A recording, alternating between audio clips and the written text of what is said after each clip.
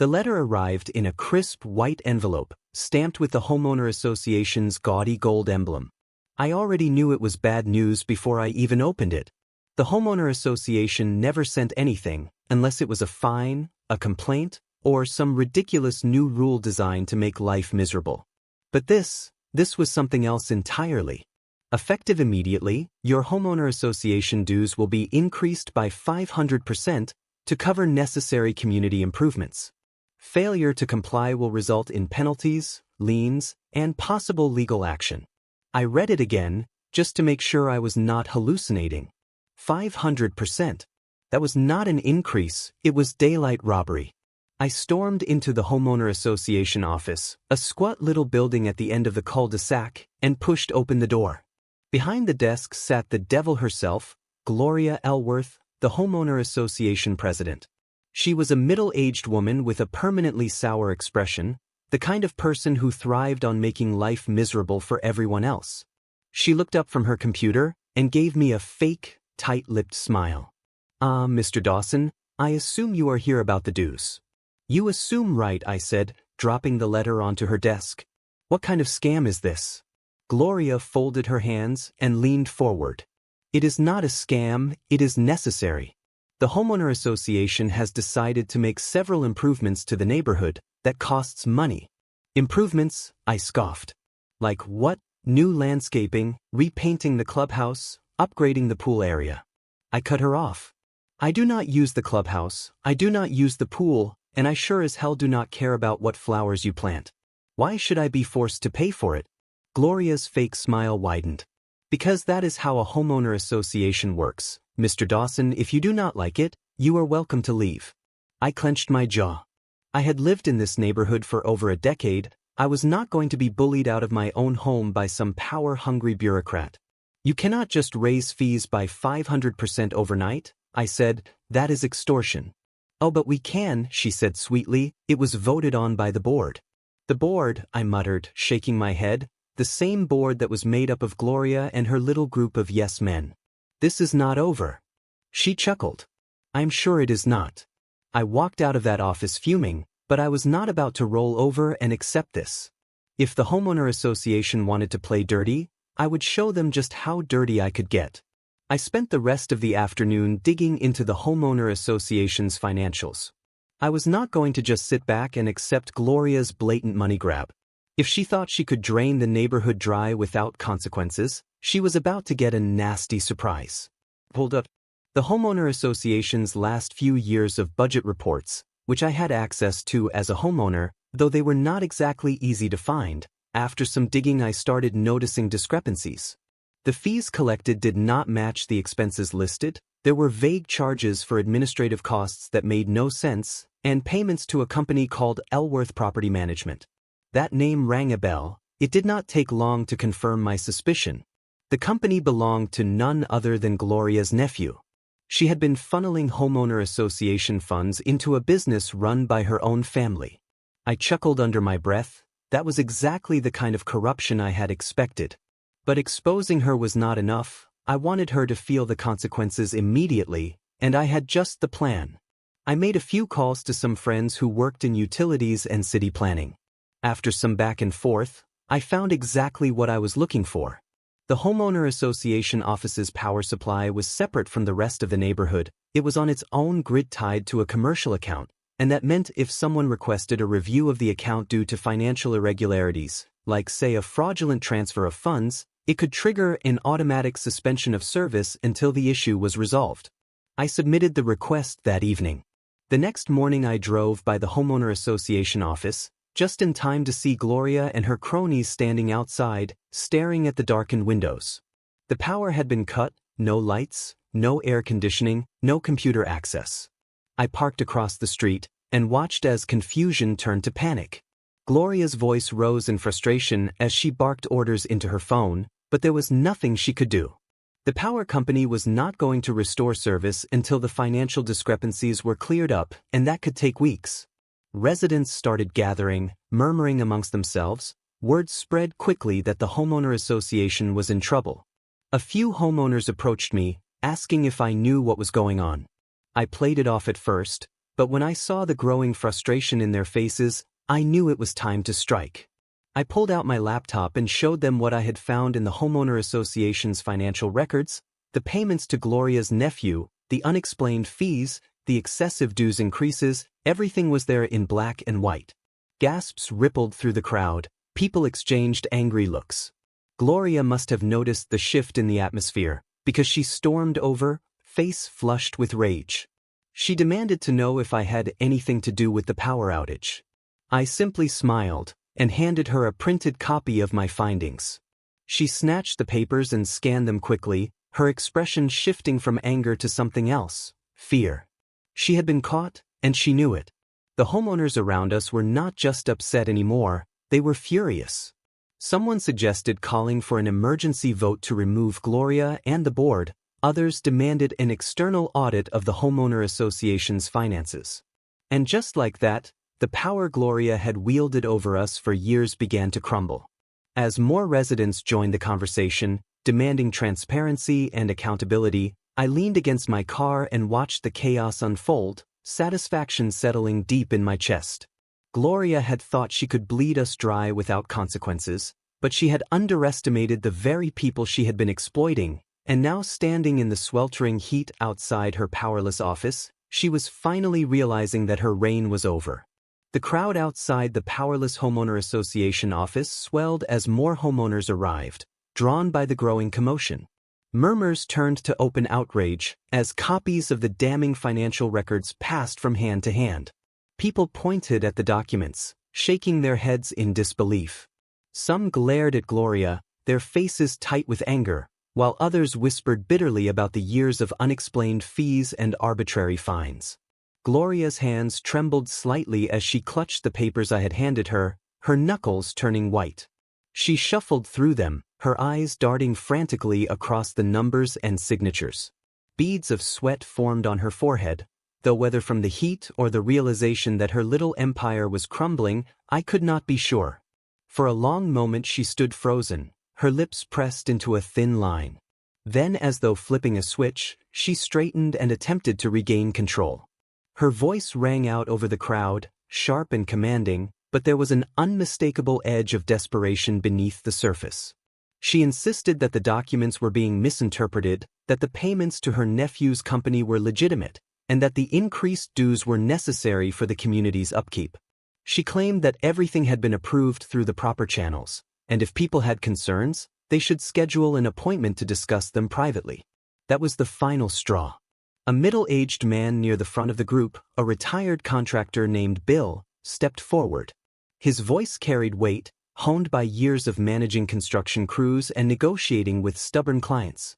He reminded everyone that the homeowners had a right to call for an immediate vote to remove the homeowner association board if there was evidence of financial mismanagement. He referenced the very bylaws Gloria had used as a weapon against us for years, citing the clause that allowed residents to demand a special election with enough signatures. Hope flickered in the eyes of those gathered, quickly replaced by determination. People nodded in agreement, and someone pulled out a clipboard and a stack of blank petition forms. Gloria's composure cracked, her mouth opened and closed, but no words came out. Her gaze flicked from one homeowner to the next, realizing that the control she had wielded for so long was slipping through her fingers like sand. A woman named Angela, who had lived in the neighborhood longer than anyone else, spoke up. Her voice was steady, unwavering. She reminded everyone of the countless times the homeowner association had issued unfair fines, enforced rules selectively, and dismissed complaints from residents who could not afford to fight back. She spoke about the elderly couple who had been threatened with foreclosure over a minor landscaping violation, the single mother who had been harassed for having a child's bicycle in her driveway, the veterans who had been told they could not fly the American flag outside their homes. More voices joined in, each one adding to the growing list of grievances. Gloria took a step back, her carefully maintained mask of authority crumbling. She tried to argue, to insist that the homeowners were being irrational, but the crowd was not listening. The petition filled with signatures faster than I had expected. People lined up to add their names, their faces set with determination. The momentum was unstoppable. Then a low, amused voice cut through the noise. It was a man I had never seen before, standing near the back of the group. He was tall, dressed in business casual attire, and carried a leather briefcase. He introduced himself as an attorney specializing in homeowner association litigation. Apparently he had been invited by one of the homeowners who suspected trouble was brewing.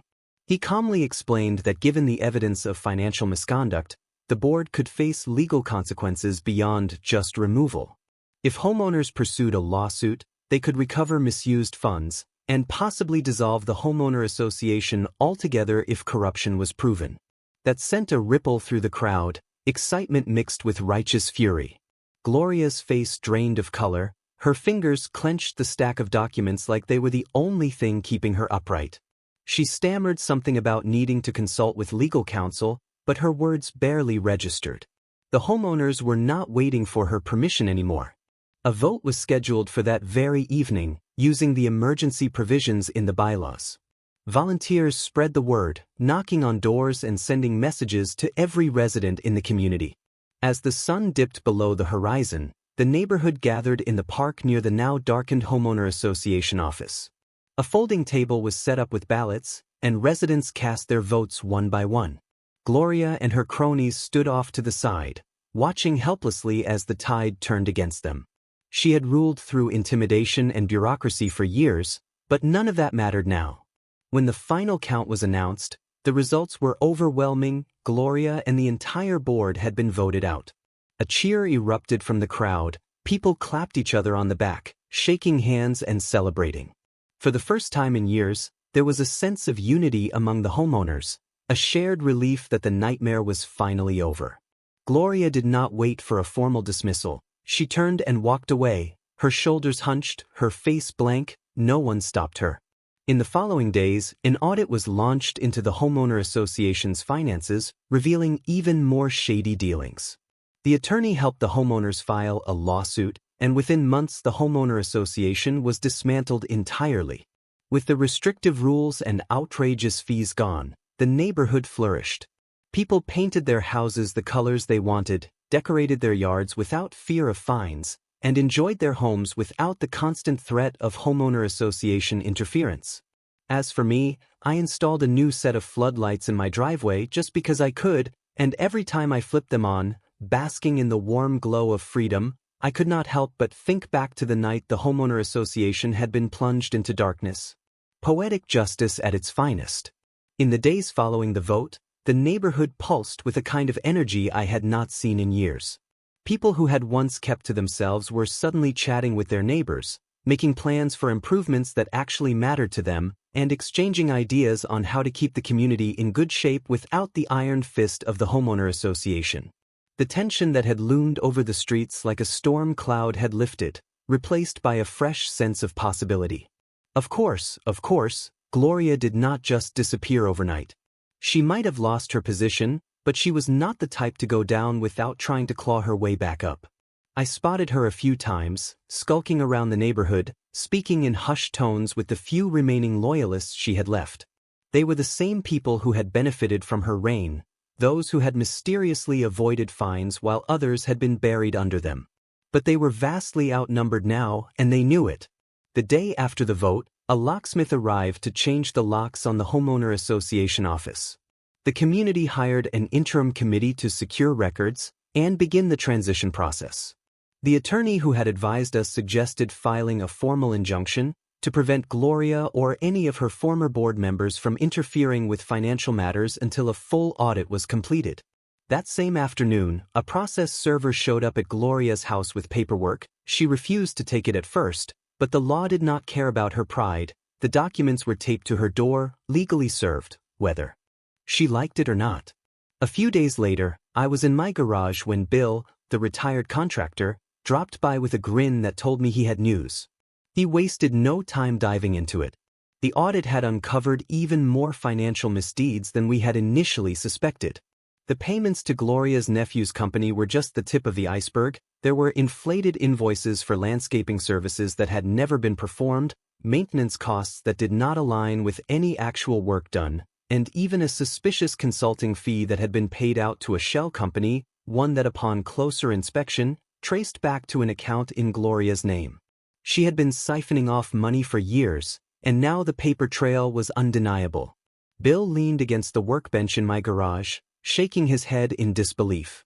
The homeowner association had been sitting on a reserve fund that was supposed to be used for emergencies, yet it had been nearly drained by Gloria's schemes. That 500% dues increase, it had never been about improving the community. It was a last-ditch effort to cover up the financial black hole she had created before anyone could notice. But now everyone knew. The community wasted no time filing a formal lawsuit against Gloria and the former board members who had enabled her. The attorney helped draft the case, citing fraud, embezzlement, and breach of fiduciary duty. The evidence was airtight, and the case moved forward swiftly. As the legal battle unfolded, the neighborhood underwent a transformation. Without the homeowner association breathing down our necks, people took pride in their homes again, not out of fear of fines, but because they wanted to. Yards that had once been forced into uniform monotony blossomed with individuality. Driveways were no longer battlegrounds for nitpicking violations. That old clubhouse Gloria had insisted needed costly renovations. It turned out the structure was perfectly fine. A few volunteers patched up minor wear and tear, and suddenly it was a usable space again. One evening as I sat on my porch, enjoying the hum of a neighborhood that finally felt like home, Angela stopped by with an update.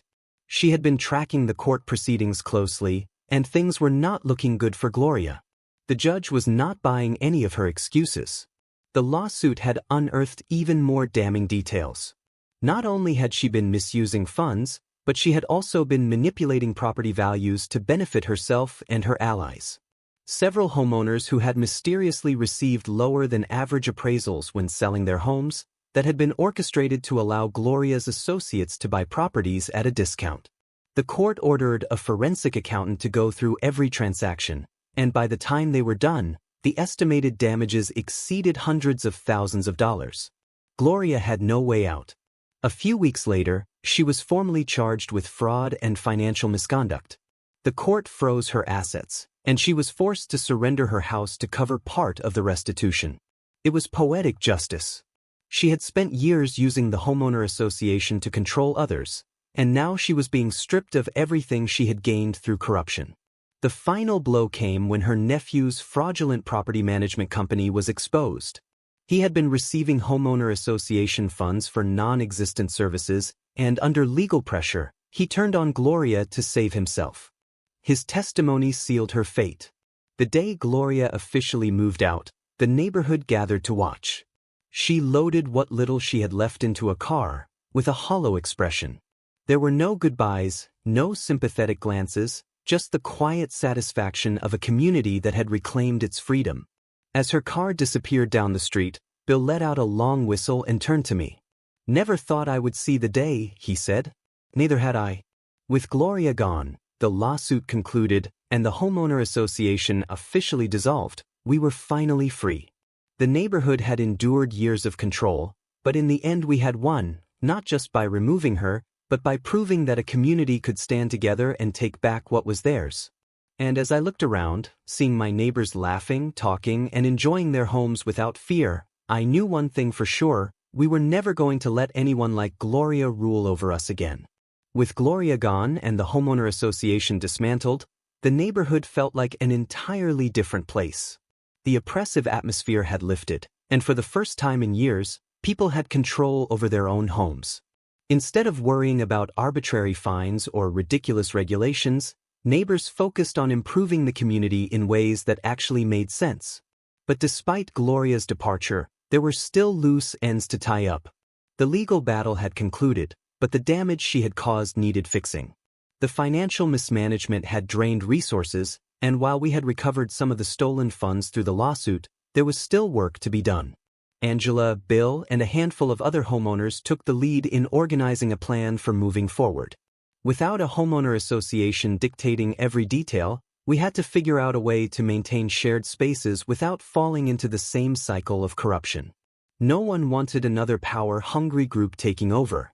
A town hall meeting was called at the park, drawing nearly every resident. People brought lawn chairs and coolers, treating it less like a formal event and more like a community gathering. The air buzzed with excitement rather than in frustration, A stark contrast to the tense meetings we had suffered through under Gloria's rule. Angela stood in the center, addressing the group, while Bill held a clipboard, taking notes on suggestions.